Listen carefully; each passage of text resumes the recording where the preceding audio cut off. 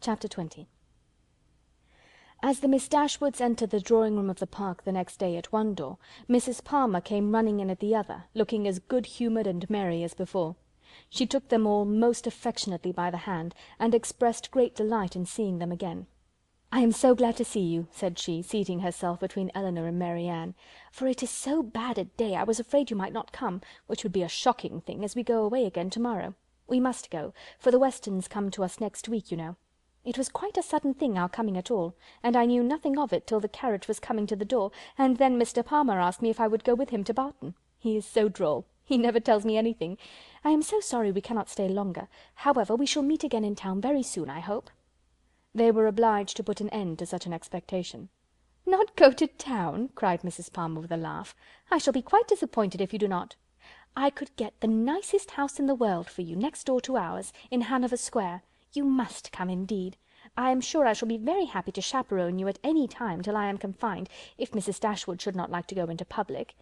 They thanked her, but were obliged to resist all her entreaties.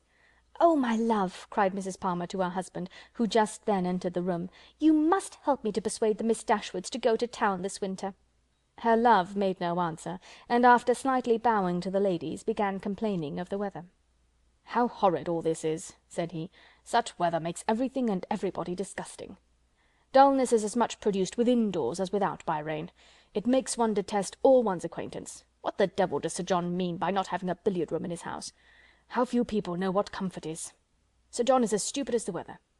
The rest of the company soon dropped in.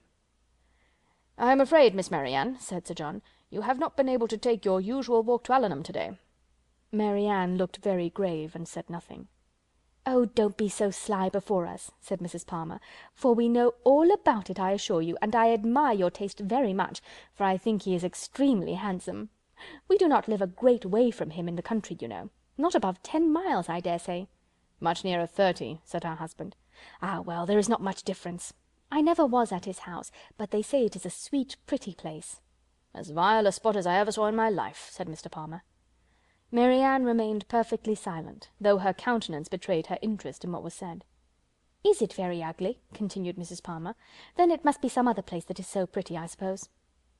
When they were seated in the dining-room, Sir John observed with regret that they were only 8 altogether. "My dear," said he to his lady, "it is very provoking that we should be so few. Why did not you ask the Gilberts to come to us to-day?" "Did not I tell you, Sir John, when you spoke to me about it before, that it could not be done? They dined with us last." "You and I, Sir John," said Mrs. Jennings, "should not stand upon such ceremony." "Then you would be very ill-bred," cried Mr. Palmer. "My love, you contradict everybody," said his wife with her usual laugh. "Do you know that you are quite rude?" "I did not know I contradicted anybody in calling your mother ill-bred." "Aye, you may abuse me as you please," said the good-natured old lady. "You have taken Charlotte off my hands, and cannot give her back again. So there I have the whip-hand of you." Charlotte laughed heartily to think that her husband could not get rid of her, and exultingly said she did not care how cross he was to her, as they must live together. It was impossible for anyone to be more thoroughly good-natured or more determined to be happy than Mrs. Palmer. The studied indifference, insolence, and discontent of her husband gave her no pain, and when he scolded or abused her, she was highly diverted. "Mr. Palmer is so droll," said she in a whisper to Elinor. "He is always out of humour." Elinor was not inclined, after a little observation, to give him credit for being so genuinely and unaffectedly ill-natured or ill-bred as he wished to appear. His temper might perhaps be a little soured by finding, like many others of his sex, that through some unaccountable bias in favour of beauty, he was the husband of a very silly woman. But she knew that this kind of blunder was too common for any sensible man to be lastingly hurt by it. It was rather a wish of distinction, she believed, which produced his contemptuous treatment of everybody, and his general abuse of everything before him. It was the desire of appearing superior to other people. The motive was too common to be wondered at, but the means, however they might succeed by establishing his superiority and ill-breeding, were not likely to attach anyone to him except his wife. "Oh, my dear Miss Dashwood," said Mrs. Palmer soon afterwards, "I have got such a favour to ask of you and your sister. Will you come and spend some time at Cleveland this Christmas? Now, pray do. And come while the Westons are with us. You cannot think how happy I shall be. It will be quite delightful. My love," applying to her husband, "don't you long to have the Miss Dashwoods come to Cleveland?" "Certainly," he replied with a sneer. "I came into Devonshire with no other view." "There now," said his lady, "you see Mr. Palmer expects you, so you cannot refuse to come." They both eagerly and resolutely declined her invitation. "But indeed you must and shall come. I am sure you will like it of all things. The Westons will be with us, and it will be quite delightful. You cannot think what a sweet place Cleveland is, and we are so gay now, for Mr. Palmer is always going about the country canvassing against the election, and so many people come to dine with us that I never saw before. It is quite charming. But poor fellow, it is very fatiguing for him, for he is forced to make everybody like him." Elinor could hardly keep her countenance as she assented to the hardship of such an obligation. "How charming it will be," said Charlotte, "when he is in Parliament! Won't it? How I shall laugh! It will be so ridiculous to see all his letters directed to him with an M.P. But you know, he says, he will never frank for me. He declares he won't. Don't you, Mr. Palmer?" Mr. Palmer took no notice of her. "He cannot bear writing, you know," she continued. "He says it is quite shocking." "No," said he, "I never said anything so irrational. Don't palm all your abuses of languages upon me." "There now, you see how droll he is. This is always the way with him. Sometimes he won't speak to me for half a day together, and then he comes out with something so droll, all about anything in the world." She surprised Elinor very much as they returned into the drawing-room by asking her whether she did not like Mr. Palmer excessively. "Certainly," said Elinor, "he seems very agreeable." "Well, I am so glad you do. I thought you would. He is so pleasant, and Mr. Palmer is excessively pleased with you and your sisters, I can tell you, and you can't think how disappointed he will be if you don't come to Cleveland. I can't imagine why you should object to it." Elinor was again obliged to decline her invitation, and, by changing the subject, put a stop to her entreaties. She thought it probable that as they lived in the same county, Mrs. Palmer might be able to give some more particular account of Willoughby's general character than could be gathered from the Middletons' partial acquaintance with him, and she was eager to gain from any one such a confirmation of his merits as might remove the possibility of fear from Mary Ann. She began by inquiring if they saw much of Mr. Willoughby at Cleveland, and whether they were intimately acquainted with him. "Oh dear, yes, I know him extremely well," replied Mrs. Palmer. "Not that I ever spoke to him, indeed, but I have seen him for ever in town. Somehow or other, I never happened to be staying at Barton while he was at Allenham. Mamma saw him here once before, but I was with my uncle at Weymouth. However, I dare say we should have seen a great deal of him at Somersetshire, if it had not happened very unluckily that we should never have been in the country together. He is very little at Coombe, I believe, but if he were ever so much there, I do not think Mr. Palmer would visit him, for he is in the opposition, you know, and besides, it is such a way off. I know why you inquire about him very well. Your sister is to marry him. I am monstrous glad of it, for then I shall have her for a neighbour, you know." "Upon my word," replied Elinor, "you know much more of the matter than I do, if you have any reason to expect such a match." "Don't pretend to deny it, because you know it is what everybody talks of. I assure you I heard of it in my way through town." "My dear Mrs. Palmer!" "Upon my honour I did. I met Colonel Brandon Monday morning in Bond Street, just before we left town, and he told me of it directly." "You surprise me very much. Colonel Brandon tell you of it? Surely you must be mistaken. To give such intelligence to a person who could not be interested in it, even if it were true, is not what I should expect Colonel Brandon to do." "But I do assure you it was so, for all that, and I will tell you how it happened. When we met him, he turned back and walked with us, and so we began talking of my brother and sister, and one thing and another, and I said to him, 'So, Colonel, there is a new family come to Barton Cottage, I hear, and mamma sends me word that they are very pretty, and that one of them is going to be married to Mr. Willoughby of Combe Magna. Is it true, pray? For of course you must know, as you have been in Devonshire so lately.'" "And what did the Colonel say?" "Oh, he did not say very much, but he looked as if he knew it to be true. So from that moment I set it down as certain. It will be quite delightful, I declare. When is it to take place?" "Mr. Brandon was very well, I hope?" "Oh, yes, quite well, and so full of your praises, he did nothing but say fine things of you." "I am flattered by his commendation. He seems an excellent man, and I think him uncommonly pleasing." "So do I. He is such a charming man, that it is quite a pity he should be so grave and so dull. Mamma says he was in love with your sister too. I assure you it was a great compliment if he was, for he hardly ever falls in love with anybody." "Is Mr. Willoughby much known in your part of Somersetshire?" said Elinor. "Oh, yes, extremely well. That is, I do not believe many people are acquainted with him, because Combe Magna is so far off, but they all think him extremely agreeable, I assure you. Nobody is more liked than Mr. Willoughby wherever he goes, and so you may tell your sister. She is a monstrous lucky girl to get him, upon my honour. Not but that he is much more lucky in getting her, because she is so very handsome and agreeable, that nothing can be good enough for her. However, I don't think her hardly at all handsomer than you, I assure you, for I think you both excessively pretty, and so does Mr. Palmer too, I am sure, though we could not get him to own it last night."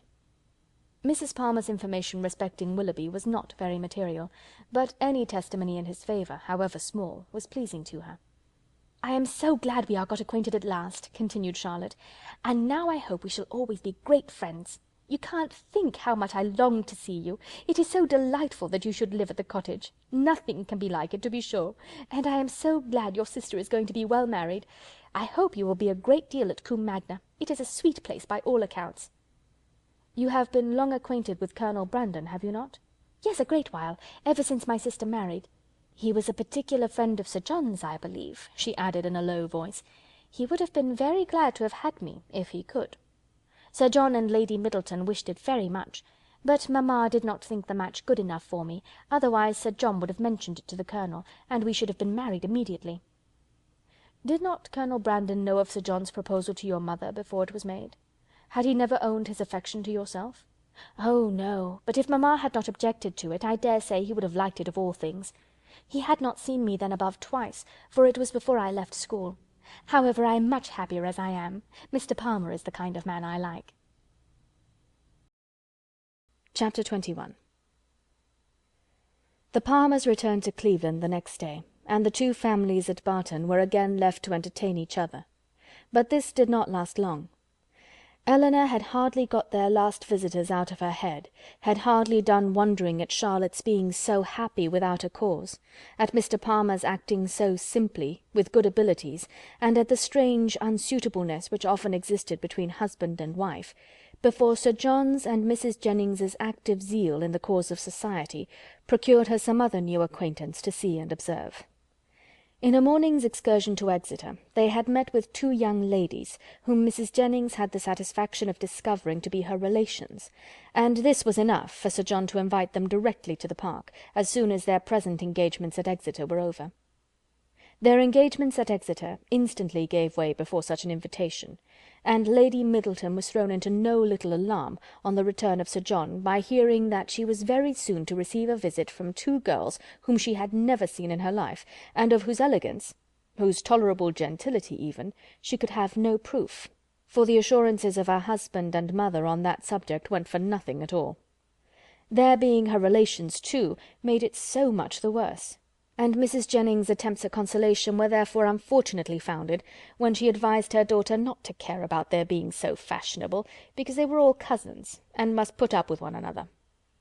As it was impossible, however, now to prevent their coming, Lady Middleton resigned herself to the idea of it, with all the philosophy of a well-bred woman, contenting herself with merely giving her husband a gentle reprimand on the subject 5 or 6 times every day. The young ladies arrived. Their appearance was by no means ungenteel or unfashionable. Their dress was very smart, their manners very civil. They were delighted with the house, and in raptures with the furniture, and they happened to be so dotingly fond of children, that Lady Middleton's good opinion was engaged in their favour before they had been an hour at the park. She declared them to be very agreeable girls indeed, which for her ladyship was enthusiastic admiration. Sir John's confidence in his own judgment rose with this animated praise, and he set off directly for the cottage, to tell the Miss Dashwoods of the Miss Steeles' arrival, and to assure them of their being the sweetest girls in the world. From such commendation as this, however, there was not much to be learned. Elinor well knew that the sweetest girls in the world were to be met with in every part of England, under every possible variation of form, face, temper, and understanding. Sir John wanted the whole family to walk to the park directly and look at his guests. Benevolent, philanthropic man! It was painful to him even to keep a third cousin to himself. "Do come now," said he. "Pray come. You must come. I declare you shall come. You can't think how you will like them. Lucy is monstrous pretty, and so good-humoured and agreeable. The children are all hanging about her already, as if she was an old acquaintance, and they both long to see you of all things, for they have heard at Exeter that you are the most beautiful creatures in the world, and I have told them it is all very true, and a great deal more. You will be delighted with them, I am sure. They have brought the whole coach full of playthings for the children. How can you be so cross as not to come? Why, they are your cousins, you know, after a fashion. You are my cousins, and they are my wife's, so you must be related." But Sir John could not prevail. He could only obtain a promise of their calling at the park within a day or two, and then left them in amazement at their indifference, to walk home and boast anew of their attractions to the Miss Steeles, as he had been already boasting of the Miss Steeles to them. When their promised visit to the park, and consequent introduction to these young ladies, took place, they found in the appearance of the eldest, who was nearly 30, with a very plain and not a sensible face, nothing to admire. But in the other, who was not more than 2 or 3 and 20, they acknowledged considerable beauty.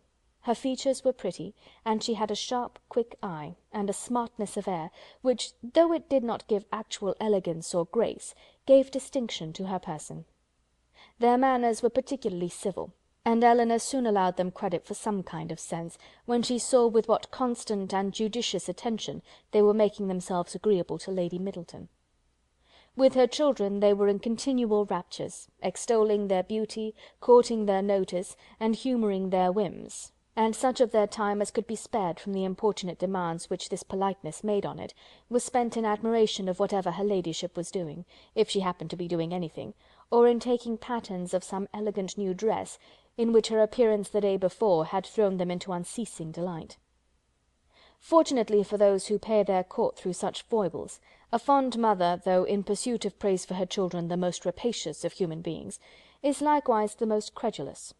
Her demands are exorbitant, but she will swallow anything, and the excessive affection and endurance of the Miss Steeles towards her offspring were viewed therefore by Lady Middleton without the smallest surprise or distrust.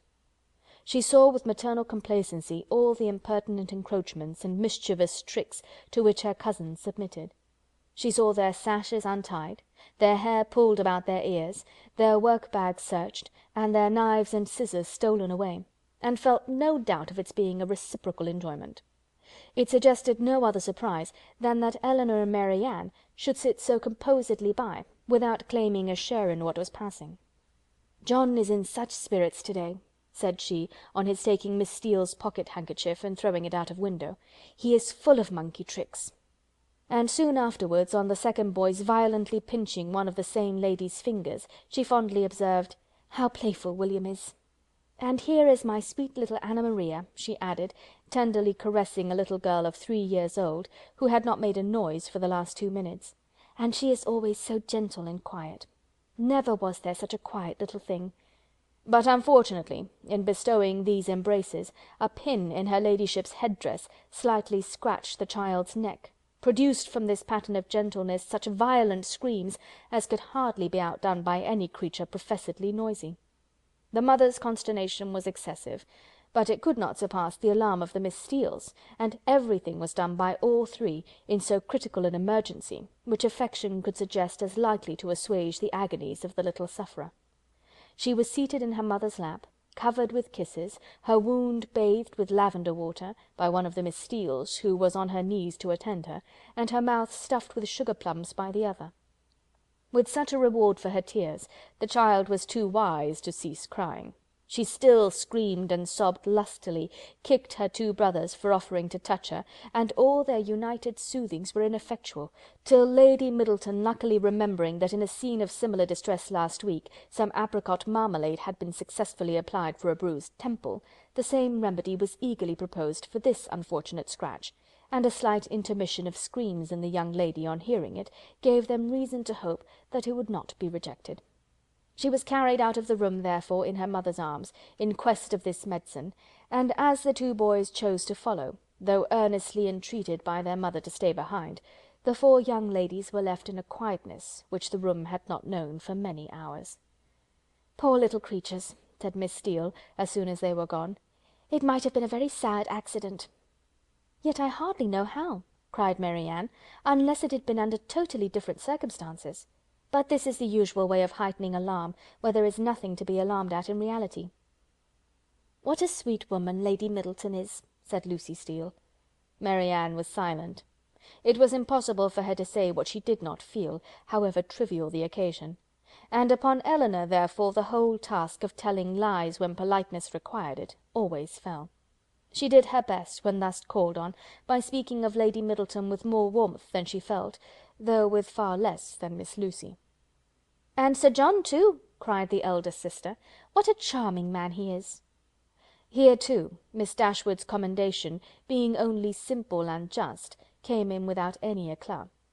She merely observed that he was perfectly good-humoured and friendly. "And what a charming little family they have! I never saw such fine children in my life. I declare I quite dote upon them already, and indeed I am always distractedly fond of children."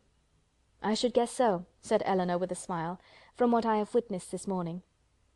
"I have a notion," said Lucy, "you think the little Middletons rather too much indulged. Perhaps they may be the outside of enough, but it is so natural in Lady Middleton, and for my part I love to see children full of life and spirits. I cannot bear them if they are tame and quiet." "I confess," replied Elinor, "that while I am at Barton Park, I never think of tame and quiet children with any abhorrence."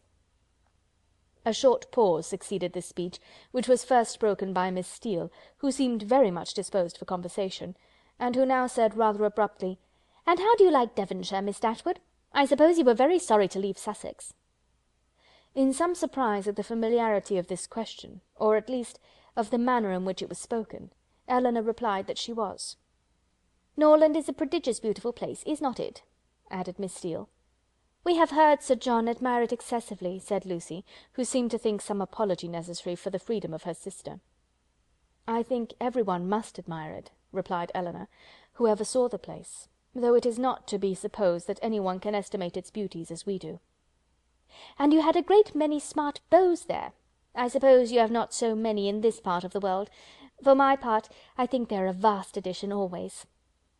"But why should you think," said Lucy, looking ashamed of her sister, "that there are not as many genteel young men in Devonshire as Sussex?"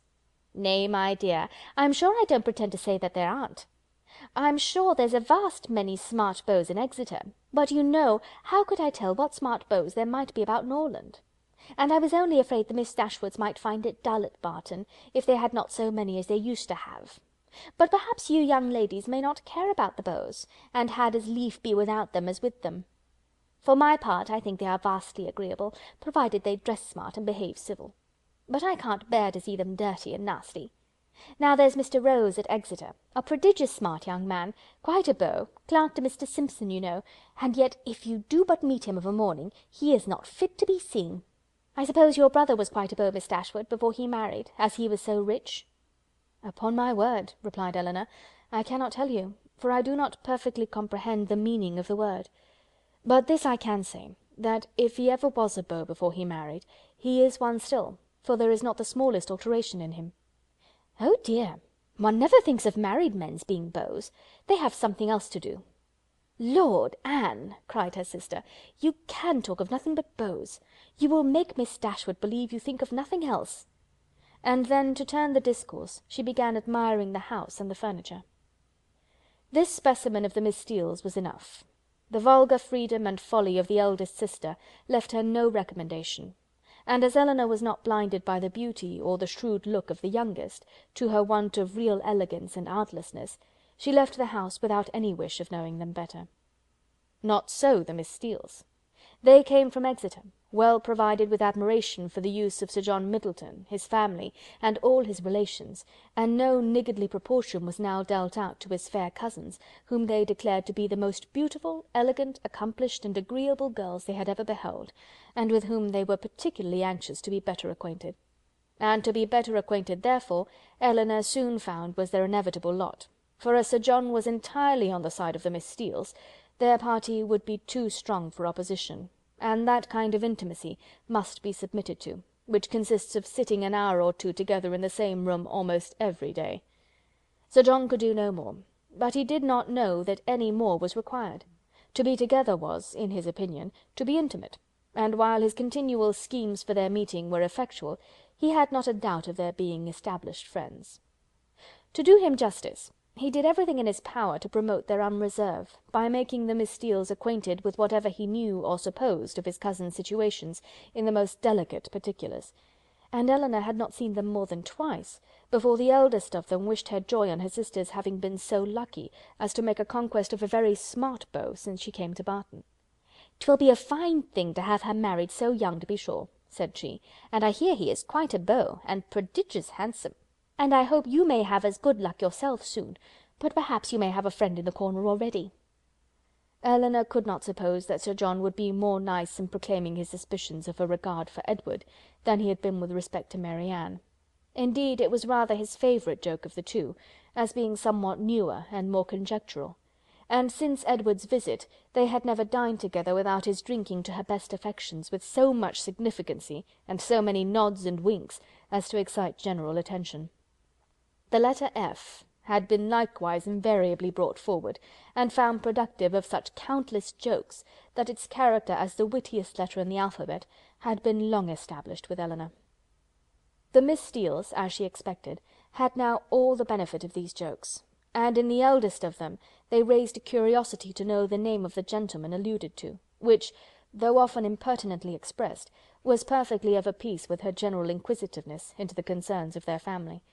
But Sir John did not sport long with the curiosity which he delighted to raise, for he had at least as much pleasure in telling the name as Miss Steele had in hearing it.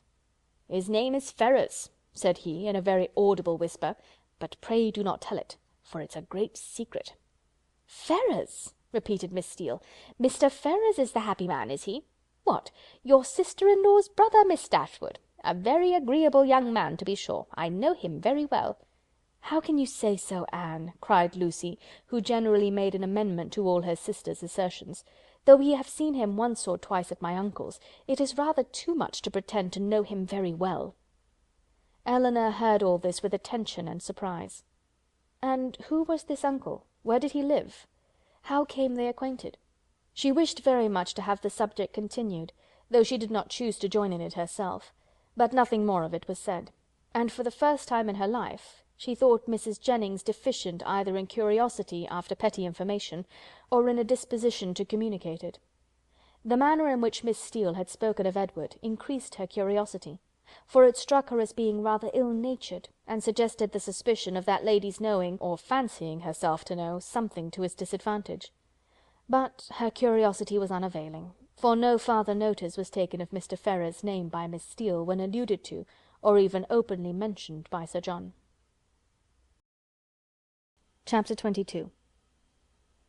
Mary Ann, who had never much toleration for anything like impertinence, vulgarity, inferiority of parts, or even difference of taste from herself, was at this time particularly ill-disposed, from the state of her spirits, to be pleased with the Miss Steeles, or to encourage their advances, and to the invariable coldness of her behaviour towards them, which checked every endeavour at intimacy on their side, Elinor principally attributed that preference of herself which soon became evident in the manners of both, but especially of Lucy, who missed no opportunity of engaging her in conversation, or of striving to improve their acquaintance by an easy and frank communication of her sentiments. Lucy was naturally clever. Her remarks were often just and amusing, and as a companion for half an hour Elinor frequently found her agreeable. But her powers had received no aid from education. She was ignorant and illiterate, and her deficiency of all mental improvement, her want of information in the most common particulars, could not be concealed from Miss Dashwood, in spite of her constant endeavour to appear to advantage. Elinor saw and pitied her for the neglect of abilities which education might have rendered so respectable, but she saw, with less tenderness of feeling, the thorough want of delicacy, of rectitude, and integrity of mind, which her attentions, her assiduities, her flatteries at the Park, betrayed, and she could have no lasting satisfaction in the company of a person who joined insincerity with ignorance, whose want of instruction prevented their meeting in conversation on terms of equality, and whose conduct toward others made every show of attention and deference toward herself perfectly valueless. "You will think my question an odd one, I dare say," said Lucy to her one day, as they were walking together from the Park to the cottage, "but pray, are you personally acquainted with your sister-in-law's mother, Mrs. Ferrars?" Elinor did think the question a very odd one, and her countenance expressed it, as she answered that she had never seen Mrs. Ferrars. "Indeed," replied Lucy, "I wonder at that, for I thought you must have seen her at Norland sometimes. Then, perhaps, you cannot tell me what sort of a woman she is?" "No," returned Elinor, cautious of giving her real opinion of Edward's mother, and not very desirous of satisfying what seemed impertinent curiosity. "I know nothing of her." "I am sure you think me very strange for inquiring about her in such a way," said Lucy, eyeing Elinor attentively as she spoke. "But perhaps there may be reasons. I wish I might venture. But however, I hope you will do me the justice of believing that I do not mean to be impertinent." Elinor made her a civil reply, and they walked on for a few minutes in silence. It was broken by Lucy, who renewed the subject again by saying, with some hesitation: "I cannot bear to have you think me impertinently curious. I am sure I would rather do anything in the world than be thought so by a person whose good opinion is so well worth having as yours. And I am sure I should not have the smallest fear of trusting you. Indeed, I should be very glad of your advice how to manage in such an uncomfortable situation as I am. But, however, there is no occasion to trouble you. I am sorry you do not happen to know Mrs. Ferrars." "I am sorry I do not," said Elinor in great astonishment, "if it could be of any use to you to know my opinion of her. But really I never understood that you were at all connected with that family, and therefore I am a little surprised, I confess, at so serious an inquiry into her character." "I dare say you are, and I am sure I do not at all wonder at it. But if I dared tell you all, you would not be so much surprised. Mrs. Ferrars is certainly nothing to me at present, but the time may come, how soon it will come must depend upon herself, when we may be very intimately connected." She looked down as she said this, amiably bashful, with only one side glance at her companion to observe its effect on her. "Good heavens!" cried Elinor, "what do you mean? Are you acquainted with Mr. Robert Ferrars? Can you be?" And she did not feel much delighted with the idea of such a sister-in-law. "No," replied Lucy, "not to Mr. Robert Ferrars, I never saw him in my life, but," fixing her eyes upon Elinor, "to his eldest brother." What felt Elinor at that moment? Astonishment, that would have been as painful as it was strong, had not an immediate disbelief at the assertion attended it. She turned towards Lucy in silent amazement, unable to divine the reason or object of such a declaration, and though her complexion varied, she stood firm in incredulity, and felt in no danger of an hysterical fit or a swoon. "You may well be surprised," continued Lucy, "for to be sure you could have had no idea of it before, for I dare say he never dropped the smallest hint of it to you or any of your family, because it was always meant to be a great secret, and I am sure has been faithfully kept so by me to this hour. Not a soul of all my relations know of it but Anne, and I should never have mentioned it to you if I had not felt the greatest dependence in the world upon your secrecy. And I really thought my behaviour in asking so many questions about Mrs. Ferrars must seem odd, that it ought to be explained. And I do not think Mr. Ferrars can be displeased when he knows I have trusted you, because I know he has the highest opinion in the world of all your family, and looks upon yourself and the other Miss Dashwoods quite as his own sisters." She paused. Elinor for a few moments remained silent.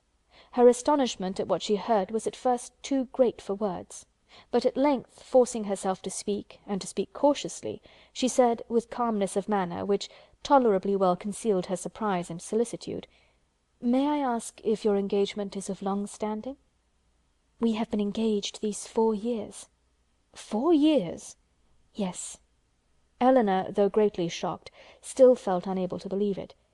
"I did not know," said she, "that you were even acquainted till the other day." "Our acquaintance, however, is of many years' date. He was under my uncle's care, you know, a considerable while." "Your uncle?" "Yes, Mr. Pratt. Did you never hear him talk of Mr. Pratt?" "I think I have," replied Elinor, with an exertion of spirits which increased with her increase of emotion. "He was 4 years with my uncle, who lives at Longstable, near Plymouth. It was there our acquaintance begun, for my sister and me was often staying with my uncle, and it was there our engagement was formed, though not till a year after he had quitted as a pupil, but he was almost always with us afterwards. I was very unwilling to enter into it, as you may imagine, without the knowledge and approbation of his mother, but I was too young, and loved him too well, to be so prudent as I ought to have been. Though you do not know him so well as me, Miss Dashwood, you must have seen enough of him to be sensible he is very capable of making a woman sincerely attached to him." "Certainly," answered Elinor, without knowing what she said, but after a moment's reflection she added, with revived security of Edward's honour and love, and her companion's falsehood. "Engaged to Mr. Edward Ferrars!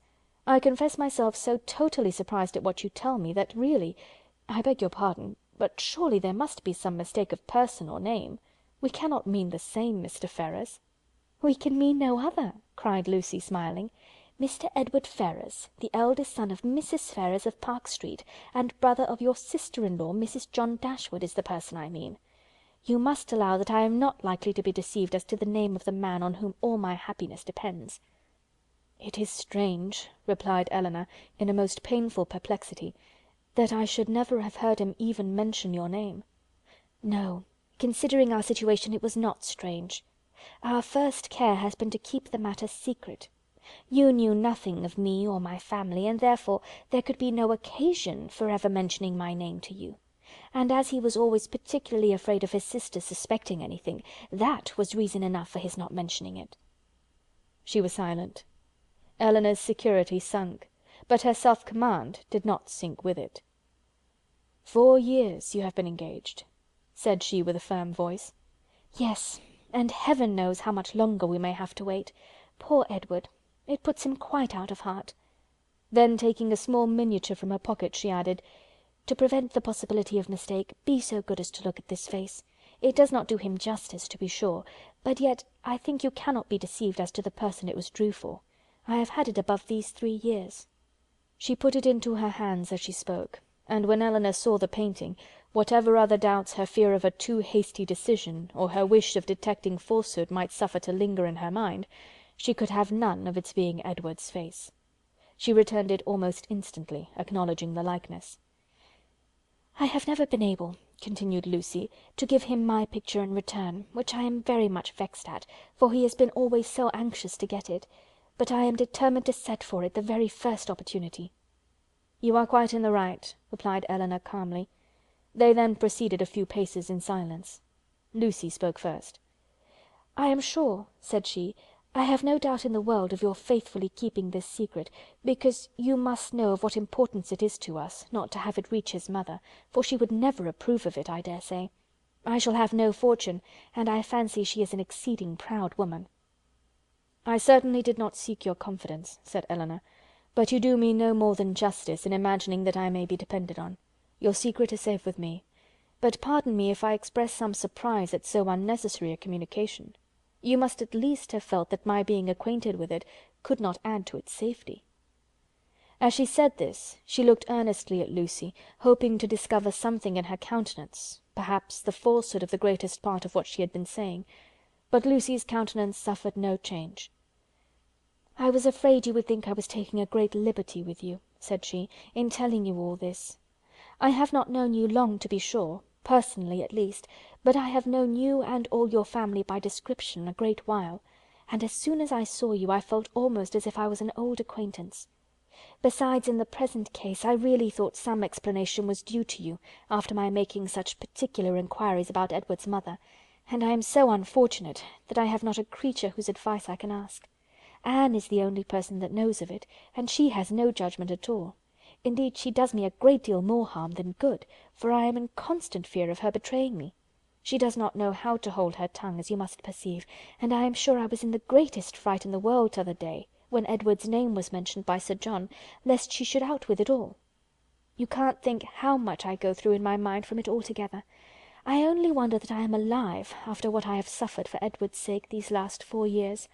Everything in such suspense and uncertainty, and seeing him so seldom.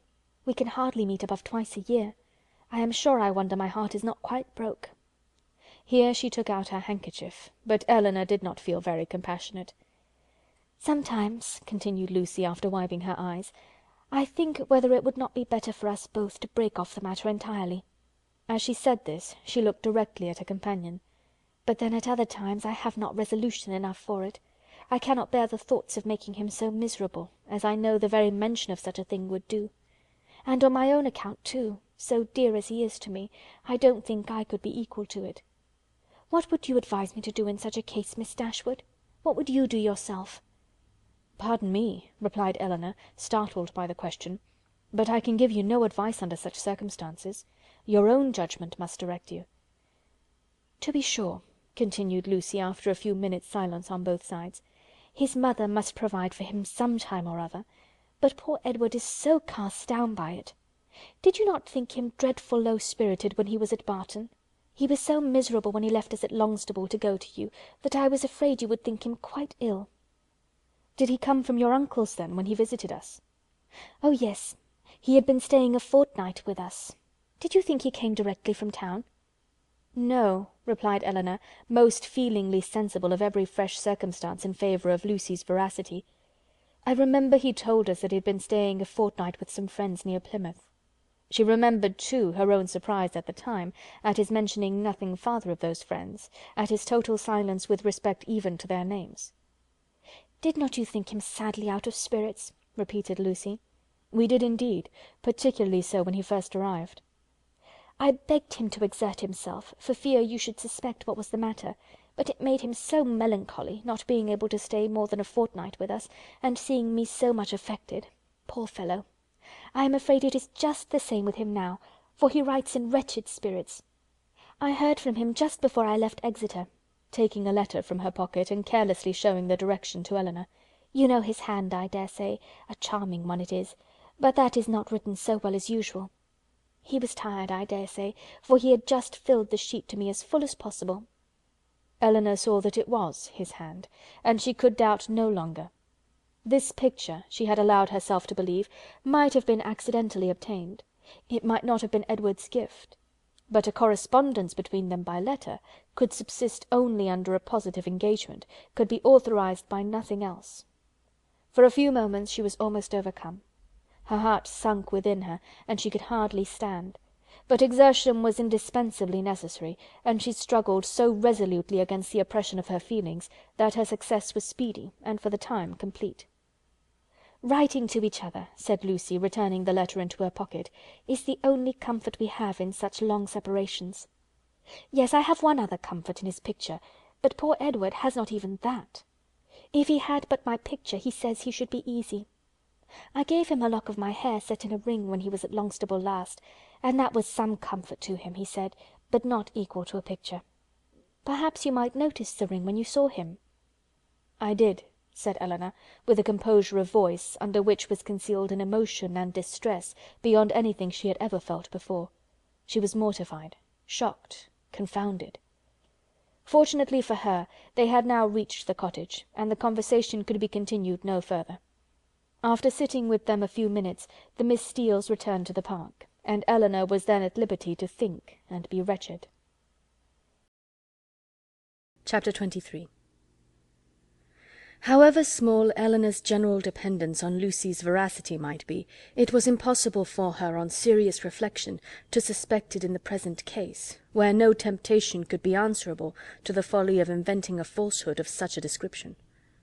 What Lucy had asserted to be true, therefore, Elinor could not, dared not, longer doubt, supported as it was too on every side by such probabilities and proofs, and contradicted by nothing but her own wishes. Their opportunity of acquaintance in the house of Mr. Pratt was a foundation for the rest, at once indisputable and alarming; and Edward's visit near Plymouth, his melancholy state of mind, his dissatisfaction at his own prospects, his uncertain behaviour towards herself, the intimate knowledge of the Miss Steeles as to Norland and their family connections, which had often surprised her, the picture, the letter, the ring, formed altogether such a body of evidence as overcame every fear of condemning him unfairly, and established as a fact, which no partiality could set aside, his ill treatment of herself. Her resentment of such behaviour, her indignation at having been its dupe, for a short time made her feel only for herself; but other ideas, other considerations soon arose. Had Edward been intentionally deceiving her? Had he feigned a regard for her which he did not feel? Was his engagement to Lucy an engagement of the heart? No. Whatever it might once have been, she could not believe it such at present. His affection was all her own, she could not be deceived in that. Her mother, sisters, Fanny, all had been conscious of his regard for her at Norland. It was not an illusion of her own vanity. He certainly loved her. What a softener of the heart was this persuasion! How much could it not tempt her to forgive? He had been blamable, highly blamable, in remaining at Norland after he first felt her influence over him to be more than it ought to be. In that he could not be defended. But if he had injured her, how much more had he injured himself? If her case were pitiable, his was hopeless. His imprudence had made her miserable for a while, but it seemed to have deprived himself of all chance of ever being otherwise. She might in time regain tranquillity, but he, what had he to look forward to? Could he ever be tolerably happy with Lucy Steele? Could he, were his affection for herself out of the question, with his integrity, his delicacy, and well-informed mind, be satisfied with a wife like her, illiterate, artful, and selfish? The youthful infatuation of 19 would naturally blind him to everything but her beauty and good nature. But the 4 succeeding years, years which, if rationally spent, give such improvement to the understanding, must have opened his eyes to her defects of education, while the same period of time, spent on her side in inferior society and more frivolous pursuits, had perhaps robbed her of that simplicity which might once have given an interesting character to her beauty. If in the supposition of his seeking to marry herself, his difficulties from his mother had seemed great, how much greater were they now likely to be, when the object of his engagement was undoubtedly inferior in connections, and probably inferior in fortune to herself. These difficulties, indeed, with a heart so alienated from Lucy, might not press very hard upon his patience; but melancholy was the state of the person by whom the expectation of family opposition and unkindness could be felt as a relief. As these considerations occurred to her in painful succession, she wept for him more than for herself. Supported by the conviction of having done nothing to merit her present unhappiness, and consoled by the belief that Edward had done nothing to forfeit her esteem, she thought she could even now, under the first smart of the heavy blow, command herself enough to guard every suspicion of the truth from her mother and sisters. And so well was she able to answer her own expectations, that when she joined them at dinner, only 2 hours after she had first suffered the extinction of all her dearest hopes, no one would have supposed from the appearance of the sisters that Elinor was mourning in secret over obstacles which must divide her forever from the object of her love, and that Mary Ann was internally dwelling on the perfections of a man of whose whole heart she felt thoroughly possessed, and whom she expected to see in every carriage which drove near their house. The necessity of concealing from her mother and Mary Ann what had been entrusted in confidence to herself, though it obliged her to unceasing exertion, was no aggravation of Elinor's distress. On the contrary, it was a relief to her, to be spared the communication of what would give such affliction to them, and to be saved likewise from hearing that condemnation of Edward which would probably flow from the excess of their partial affection for herself, and which was more than she felt equal to support. From their counsel or their conversation she knew she could receive no assistance. Their tenderness and sorrow must add to her distress, while her self-command would neither receive encouragement from their example nor from their praise. She was stronger alone, and her own good sense so well supported her, that her firmness was as unshaken, her appearance of cheerfulness as invariable, as with regrets so poignant and so fresh it was possible for them to be. Much as she had suffered from her first conversation with Lucy on the subject, she soon felt an earnest wish of renewing it, and this for more reasons than one. She wanted to hear many particulars of their engagement repeated again. She wanted more clearly to understand what Lucy really felt for Edward, whether there were any sincerity in her declaration of tender regard for him, and she particularly wanted to convince Lucy, by her readiness to enter on the matter again, and her calmness in conversing on it, that she was no otherwise interested in it than as a friend, which she very much feared her involuntary agitation in their morning discourse must have left at least doubtful. That Lucy was disposed to be jealous of her appeared very probable. It was plain that Edward had always spoken highly in her praise, not merely from Lucy's assertion, but from her venturing to trust her on so short a personal acquaintance, with a secret so confessedly and evidently important. And even Sir John's joking intelligence must have had some weight. But indeed, while Elinor remained so well assured within herself of being really beloved by Edward, it required no other consideration of probabilities to make it natural that Lucy should be jealous, and that she was so, her very confidence was a proof. What other reason for the disclosure of the affair could there be, but that Elinor might be informed by it of Lucy's superior claims on Edward, and be taught to avoid him in future? She had little difficulty in understanding thus much of her rival's intentions, and while she was firmly resolved to act by her as every principle of honour and honesty directed, to combat her own affection for Edward, and to see him as little as possible, she could not deny herself the comfort of endeavouring to convince Lucy that her heart was unwounded. And as she could now have nothing more painful to hear on the subject than had already been told, she did not mistrust her own ability of going through a repetition of particulars with composure. But it was not immediately that an opportunity of doing so could be commanded, though Lucy was as well disposed as herself to take advantage of any that occurred, for the weather was not often fine enough to allow of their joining in a walk, where they might most easily separate themselves from the others; and though they met at least every other evening, either at the park or cottage, and chiefly at the former, they could not be supposed to meet for the sake of conversation. Such a thought would never enter either Sir John or Lady Middleton's head, and therefore very little leisure was ever given for a general chat, and none at all for particular discourse. They met for the sake of eating, drinking, and laughing together, playing at cards, or consequences, or any other game that was sufficiently noisy. One or two meetings of this kind had taken place, without affording Elinor any chance of engaging Lucy in private, when Sir John called at the cottage one morning to beg, in the name of charity, that they would all dine with Lady Middleton that day, as he was obliged to attend the club at Exeter, and she would otherwise be quite alone, except her mother and the two Miss Steeles. Elinor, who foresaw a fairer opening for the point she had in view, in such a party as this was likely to be, more at liberty among themselves under the tranquil and well-bred direction of Lady Middleton than when her husband united them together in one noisy purpose, immediately accepted the invitation.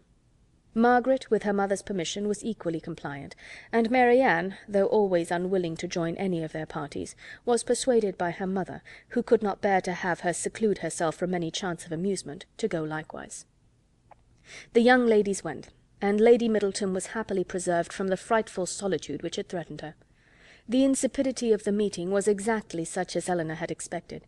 It produced not one novelty of thought or expression, and nothing could be less interesting than the whole of their discourse, both in the dining-parlour and drawing-room. To the latter the children accompanied them, and while they remained there she was too well convinced of the impossibility of engaging Lucy's attention to attempt it. They quitted it only with the removal of the tea-things.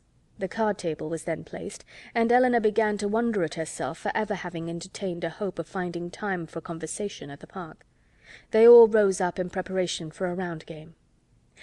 "I am glad," said Lady Middleton to Lucy, "you are not going to finish poor little Anna Maria's basket this evening, for I am sure it must hurt your eyes to work filigree by candlelight. And we will make the dear little love some amends for her disappointment to-morrow, and then I hope she will not much mind it." The hint was enough. Lucy recollected herself instantly, and replied, "Indeed you are very much mistaken, Lady Middleton. I am only waiting to know whether you can make your party without me, or I should have been at my filigree already. I would not disappoint the little angel for all the world, and if you want me at the card-table now, I am resolved to finish the basket after supper." "You are very good. I hope it won't hurt your eyes. Will you ring the bell for some working candles? My poor little girl would be sadly disappointed, I know, if the basket was not finished to-morrow, for though I told her it certainly would not, I am sure she depends upon having it done."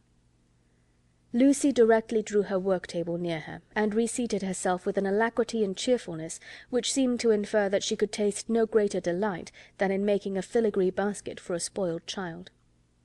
Lady Middleton proposed a rubber of Casino to the others. No one made any objection but Mary Ann, who, with her usual inattention to the forms of general civility, exclaimed, "Your ladyship will have the goodness to excuse me. You know I detest cards. I shall go to the pianoforte. I have not touched it since it was tuned." And without further ceremony she turned away and walked to the instrument. Lady Middleton looked as if she thanked heaven that she had never made so rude a speech. "Mary Ann can never keep long from that instrument, you know, ma'am," said Elinor, endeavouring to smooth away the offence. "I do not much wonder at it, for it is the very best-toned pianoforte I ever heard." The remaining 5 were now to draw their cards. "Perhaps," continued Elinor, "if I should happen to cut out, I may be of some use to Miss Lucy Steele in rolling her papers for her, and there is so much still to be done to the basket, that it must be impossible, I think, for her labour singly to finish it this evening. I should like the work exceedingly, if she would allow me a share in it." "Indeed, I shall be very much obliged to you for your help," cried Lucy, "for I find there is more to be done to it than I thought there was, and it would be a shocking thing to disappoint dear Anna Maria after all." "Oh, that would be terrible indeed," said Miss Steele. "Dear little soul, how I do love her." "You are very kind," said Lady Middleton to Elinor, "and as you really like the work, perhaps you will be as well pleased not to cut in till another rubber, or will you take your chance now?" Elinor joyfully profited by the first of these proposals, and thus by a little of that address which Mary Ann could never condescend to practice, gained her own end, and pleased Lady Middleton at the same time. Lucy made room for her with ready attention, and the two fair rivals were thus seated side by side at the same table, and with the utmost harmony engaged in forwarding the same work.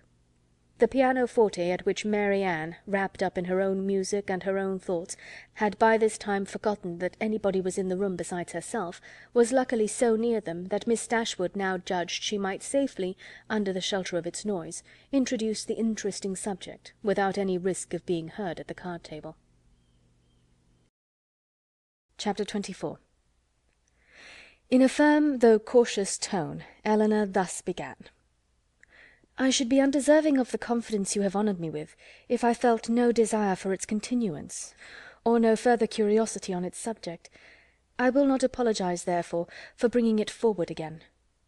"Thank you," cried Lucy warmly, "for breaking the ice. You have set my heart at ease by it, for I was somehow or other afraid I had offended you by what I had told you that Monday." "Offended me? How could you suppose so?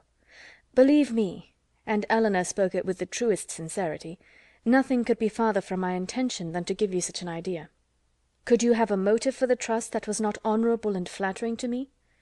"And yet I do assure you," replied Lucy, her little sharp eyes full of meaning, "there seemed to me to be a coldness and displeasure in your manner that made me quite uncomfortable. I felt sure that you was angry with me, and have been quarrelling with myself ever since for having took such a liberty as to trouble you with my affairs. But I am very glad to find it was only my own fancy, and that you really do not blame me. If you knew what a consolation it was to me to relieve my heart speaking to you of what I am always thinking of every moment of my life, your compassion would make you overlook everything else, I am sure. Indeed, I can easily believe that it was a very great relief to you to acknowledge your situation to me, and be assured that you shall never have reason to repent it. Your case is a very unfortunate one. You seem to me to be surrounded with difficulties, and you will have need of all your mutual affection to support you under them. Mr. Ferrars, I believe, is entirely dependent on his mother." "He has only £2000 of his own. It would be madness to marry upon that, though for my own part I could give up every prospect of more without a sigh. I have always been used to a very small income, and could struggle with any poverty for him, but I love him too well to be the selfish means of robbing him, perhaps, of all that his mother might give him if he married to please her. We must wait, it may be for many years. With almost every other man in the world it would be an alarming prospect, but Edward's affection and constancy nothing can deprive me of, I know." "That conviction must be everything to you, and he is undoubtedly supported by the same trust in yours. If the strength of your reciprocal attachment had failed, as between many people and under many circumstances it naturally would during a 4 years' engagement, your situation would have been pitiable indeed." Lucy here looked up, but Elinor was careful in guarding her countenance from every expression that could give her words a suspicious tendency.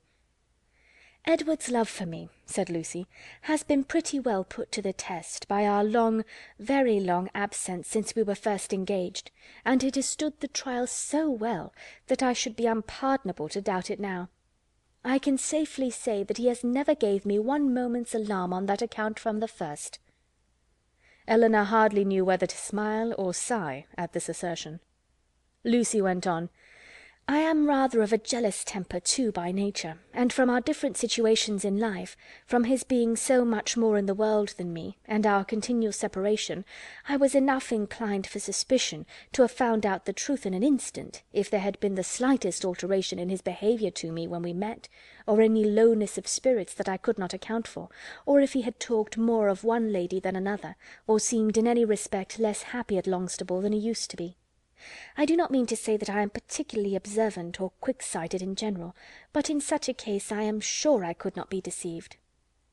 "All this," thought Elinor, "is very pretty, but it can impose upon neither of us." "But what," said she after a short silence, are your views? Or have you none but that of waiting for Mrs. Ferrars's death, which is a melancholy and shocking extremity? Is her son determined to submit to this, and to all the tediousness of the many years of suspense in which it may involve you, rather than run the risk of her displeasure for a while by owning the truth?" "If we could be certain that it would be only for a while. But Mrs. Ferrars is a very headstrong, proud woman, and in her first fit of anger upon hearing it, would very likely secure everything to Robert, and the idea of that, for Edward's sake, frightens away all my inclination for hasty measures." "And for your own sake too, or are you carrying your disinterestedness beyond reason?" Lucy looked at Elinor again, and was silent. "Do you know Mr. Robert Ferrars?" asked Elinor. "Not at all. I never saw him. But I fancy he is very unlike his brother. Silly, and a great coxcomb." "A great coxcomb!" repeated Miss Steele, whose ear had caught those words by a sudden pause in Mary Ann's music. "Oh! They are talking of their favourite beaux, I dare say." "No, sister," cried Lucy, "you are mistaken there. Our favourite beaux are not great coxcombs." "I can answer for it that Miss Dashwood's is not," said Mrs. Jennings, laughing heartily, "for he is one of the modestest, prettiest behaved young men I ever saw. But as for Lucy, she is such a sly little creature, there is no finding out who she likes." "Oh!" cried Miss Steele, looking significantly round at them, "I dare say Lucy's beau is quite as modest and pretty behaved as Miss Dashwood's." Elinor blushed in spite of herself. Lucy bit her lip and looked angrily at her sister. A mutual silence took place for some time. Lucy first put an end to it by saying in a lower tone, though Mary Ann was then giving them the powerful protection of a very magnificent concerto, "I will honestly tell you of one scheme which has lately come into my head for bringing matters to bear. Indeed, I am bound to let you into the secret, for you are a party concerned. I dare say you have seen enough of Edward to know that he would prefer the church to every other profession.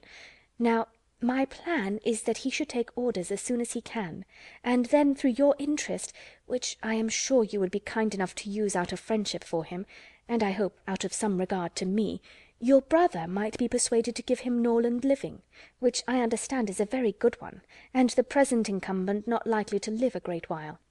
That would be enough for us to marry upon, and we might trust to time and chance for the rest." "I should always be happy," replied Elinor, "to show any mark of esteem and friendship for Mr. Ferrars. But do you not perceive that my interest on such an occasion would be perfectly unnecessary? He is brother to Mrs. John Dashwood. That must be recommendation enough to her husband." "But Mrs. John Dashwood would not much approve of Edward's going into orders." "Then I rather suspect that my interest would do very little." They were again silent for many minutes. At length Lucy exclaimed with a deep sigh, "I believe it would be the wisest way to put an end to the business at once by dissolving the engagement. We seem so beset with difficulties on every side, that though it would make us miserable for a time, we should be happier perhaps in the end. But you will not give me your advice, Miss Dashwood?" "No," answered Elinor with a smile which concealed very agitated feelings. "On such a subject I certainly will not. You know very well that my opinion would have no weight with you, unless it were on the side of your wishes." "Indeed you wrong me," replied Lucy with great solemnity. "I know nobody of whose judgment I think so highly as I do of yours. And I do really believe that if you was to say to me, 'I advise you by all means to put an end to your engagement with Edward Ferrars, it will be more for the happiness of both of you,' I should resolve upon doing it immediately." Elinor blushed for the insincerity of Edward's future wife, and replied, "This compliment would effectually frighten me from giving any opinion on the subject, had I formed one. It raises my influence much too high. The power of dividing two people so tenderly attached is too much for an indifferent person." "'Tis because you are an indifferent person," said Lucy with some pique, and laying a particular stress on those words, "that your judgment might justly have such weight with me. If you could be supposed to be biassed in any respect by your own feelings, your opinion would not be worth having." Elinor thought it wisest to make no answer to this, lest they might provoke each other to an unsuitable increase of ease and unreserve, and was even partly determined never to mention the subject again. Another pause therefore of many minutes' duration succeeded this speech, and Lucy was still the first to end it. "Shall you be in town this winter, Miss Dashwood?" said she with all her customary complacency. "Certainly not." "I am sorry for that," returned the other, while her eyes brightened at the information. "It would have gave me such pleasure to meet you there. But I dare say you will go for all that. To be sure, your brother and sister will ask you to come with them." "It will not be in my power to accept their invitation if they do." "How unlucky that is! I had quite depended upon meeting you there. Anne and me are to go the latter end of January to some relations who have been wanting us to visit them these several years, but I only go for the sake of seeing Edward.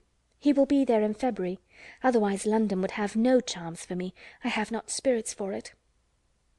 Elinor was soon called to the card table by the conclusion of the first rubber, and the confidential discourse of the two ladies was therefore at an end, to which both of them submitted without any reluctance, for nothing had been said on either side to make them dislike each other less than they had done before.